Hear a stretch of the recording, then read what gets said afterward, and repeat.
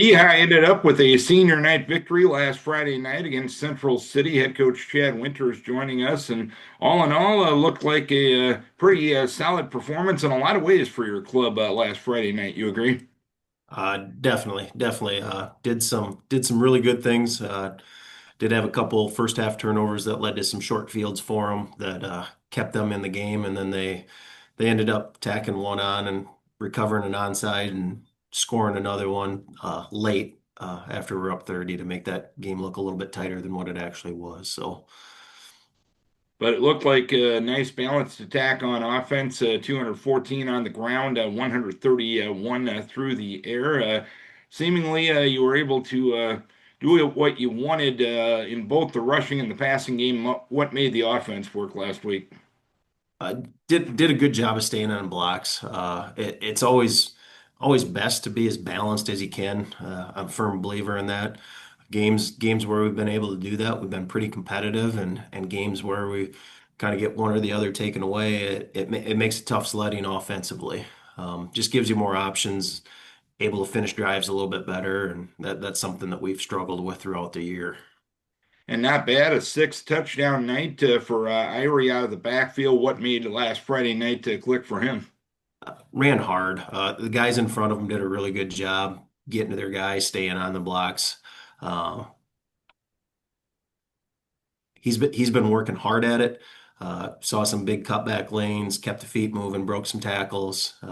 His best all-around game, offensively and defensively, honestly. I read very well from his linebacker position and was one of our leading tacklers on the defensive side of the ball too. And how cool what was it? We mentioned it was senior night. Seniors that have given a lot to the program to send them out on the home field in a positive way, like you were able to last Friday. Yeah, you talk to those 17 and 18-year-old boys, and even when they're younger than that, it's like it's over in a blink of an eye, guys. It wasn't that long ago, and you guys were the newbies, freshmen, and all of a sudden you're going to be a senior and you're going to be walking off that field for the last time. And some of them take it to heart, and some of them kind of blow you off a little bit, like it won't go that fast, and then they get there and like, whoa, you're right, and it's over in a heartbeat, and not walking off that field one more time. You're not putting those pads on after Friday night for the last time. And look at overall growth of your team. How much better have you gotten in all facets of the game since from week one to this point? I think significantly.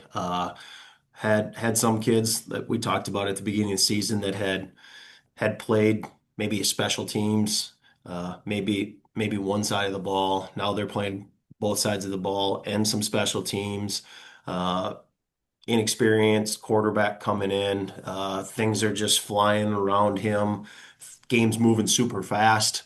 Week one, game starts to slow down. He can process things a lot quicker. Just backs hitting the right holes, linemen staying on blocks, understanding where things hit. Uh, it's always fun to watch that growth process from the beginning of the season to the end of the season and see what they've done and the areas that they've improved in and they know they got areas that they need to continue to work on and will do those underclassmen moving forward. And I know you're focused on this year's squad, and you're focused on your final game coming up this Friday against West Central. But that being said, with the amount of experience the underclassmen have gotten this year, you got to be optimistic for the future. Is that fair to say? Yeah, most definitely. Skill position players that are experienced help out a lot. We will be a little thin at the line positions with some of our senior graduation numbers there.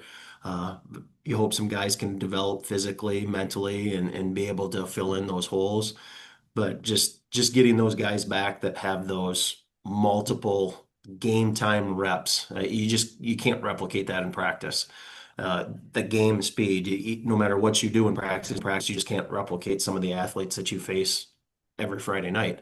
And there's no better way to do that than getting real world experience. And a lot of those boys got real world experience this fall. And this week you head down to West Central. What are you expecting out of the Blue Devils Friday night? you know they're always going to play hard. I know they haven't had the greatest season. Some of that is due to some of the injuries that they've had. That they've had some bad luck in the injury department. Uh, they got some big linemen. We know them pretty well. I talked with Coach Milder quite a bit. Learned a lot from just talking with him, watching him. We've scrimmaged them in August. They came up here. We know there's kids well. Our kids are very similar in regards to rural Iowa, 8-man hunt fish type kids, and they had a blast together when we scrimmaged. They worked hard and helped each other up after they knocked each other down, and they got some explosive kids. Cushion kid runs hard. Can't let him get out in the open. They got some big linemen leading the way for them.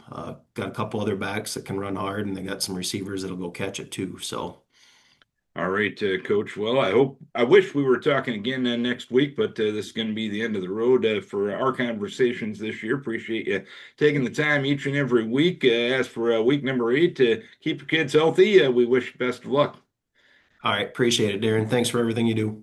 Chad Winter is head coach of Key High. They travel to West Central to wrap up the season this Friday night.